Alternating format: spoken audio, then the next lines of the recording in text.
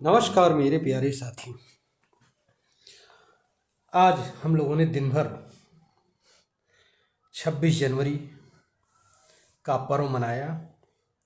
TV पर अनेक रंगारंग प्रोग्राम देखे। हो सकता है किसी ने नाटक वगैरह में अभिनय किया हो, कुछ प्रोग्राम में भाग भी लिया हो। लेकिन आइए पुनः एक बार हम लोग शाम के वक्त मंथन करते हैं कि आखिरकार यह दिवस है क्या। तो बहुत सीधी सी बात है कि यह दिवस आज संविधान लागू हुआ था, लेकिन वास्तव में आज के दिन भारत का संविधान ही नहीं लागू हुआ था, बल्कि यह त्रिवेणी है। त्रिवेणी का मतलब आज के दिन तीन कार्य हुए। एक तो 26 जनवरी 1930 को लाहौर कांग्रेस में अधिवेशन में पहली बार तिरंगा फहराया गया, तो तिरंगा दिवस हो गया। और इसी दिन इसी अधिवेशन में पूर्ण स्वराज घोषित किया गया, तो पूर्ण स्वराज दिवस हो गया। और संविधान जब लागू हो गया तब तो भाई गणतंत्र दिवस के रूप में हम इस दिन को मना ही रहे हैं। जैसा कि संविधान इस बात को डिक्लेयर करता है कि यह गणतंत्र हो गया है भारत हमारा, गण का तंत्र। गण माने समूह। अब सवाल यह ये पैदा होता है, क्या गण अपनी जिम्मेदारी को निभा पा रहा है ठीक से? तो आंसर इसका निकल करके आता है कि वो नेताओं पर अपनी जिम्मेदारी थोपता है। अभी आप किसी चौराहे नुक्कड़ पर खड़े हो जाओ तो हर आदमी, चाहे उसको कुछ मालूम हो चाहे न मालूम, चाहे वो विद्यार्थी हो, किसान हो, युवा हो, कोई भी, अरे नेता काम नहीं कर रहे हैं, नेता बड़े बेईमान हो गए हैं, सब भ्रष्टाचारी हैं, आदि आदि बातें हम लोग करते हैं। लेकिन क्या हम लोगों ने कभी ये सोचा कि हम लोगों ने अपनी जिम्मेदारियों को निभाया या निभा रहे हैं? अगर हम लोगों ने अपनी जिम्मेदारी को ठीक से निभाया होता तो क्या हमारे देश की ये दुर्दशा होती 73 सालों के बाद में?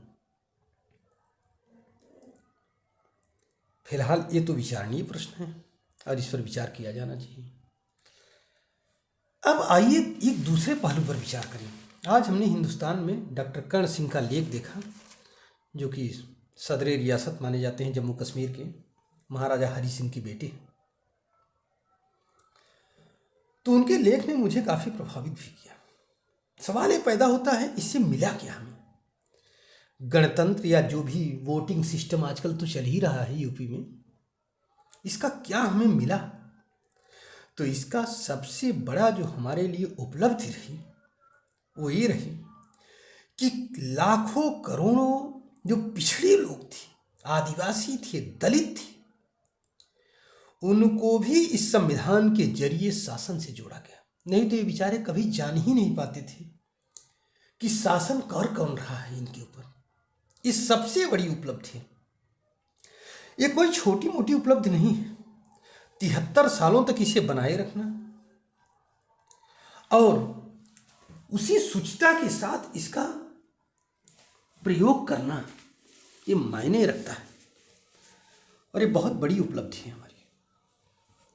हालांकि इसकी कमजोरियां भी हैं कि हम लोगों ने कुछ नहीं किया। आज तो फिलहाल चलो नरेंद्र मोदी छाए हुए हैं। किसी समय जब देश स्वतंत्र था तो उस समय नेहरू जी छाए हुए थे, चारों तरफ नेहरू का गुणगान होता था।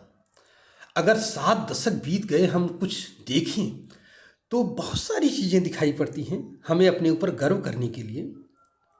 हमने हरित क्रांति ले आए, हम श्वेत क्रांति में अग्रगणी बने, मंगलयान तक हमने मिशन तय किया। बहुत सारी कामयाबियां हैं, ऐसा नहीं है, लेकिन इसके बावजूद चुनौतियां भी बहुत हैं। मसलन गरीबी कायम है, सर्दी में अभी भी ठिठुर करके लोग मर जा रहे हैं। हाँ, बरसात में तमाम लोग भीगते रहते हैं, हर बच्चे को पर्याप्त भोजन नहीं मिल पा रहा है। अगर हम इसमें से एक एक चीज को सिर्फ हटाने की ठान लेना तो ये सब चीजें चुटकियों में खत्म हो जाएंगी। लेकिन हम ठाने तब तो, क्या गण अपनी जिम्मेदारी तय कर रहा है? फिर वही बात आती है। और शिक्षक होने के नाते मैं ये कहना चाहूंगा कि कुछ नहीं, बस एक व्यवस्था को सुधार दे दिया जाए अगर किसी तरीके से, शिक्षा व्यवस्था को, सारी समस्या खत्म हो जाएगी। अब पता नहीं क्यों 73 सालों से देश का इस पर ध्यान ही नहीं गया, या ध्यान भी गया तो दोयम दर्जे के रूप में, समझ में नहीं आता। अब ये वीडियो लंबी खींचती जा रही है, इसलिए अब इस पर ज़्यादा हम कुछ कहेंगे नहीं। लेकिन इस प्रतिज्ञा के साथ कि विवेकानंद का कठोपनिषद का जो वाक्य है कि उत्तिष्ठ जागृत प्राप्य वरान निबोधत, उठो जागो और ध्येय की प्राप्ति तक रुको मत, अगर हम इस चीज को अपना करके एक एक समस्याओं के समाधान में लग जाएं तो ये समस्याएं बहुत बड़ी नहीं, इस पर भी पार पाया जा सकता है और भारत एक देदीप्यमान नक्षत्र की तरह विश्व में चमकने लगेगा। जय हिंद, जय भारत।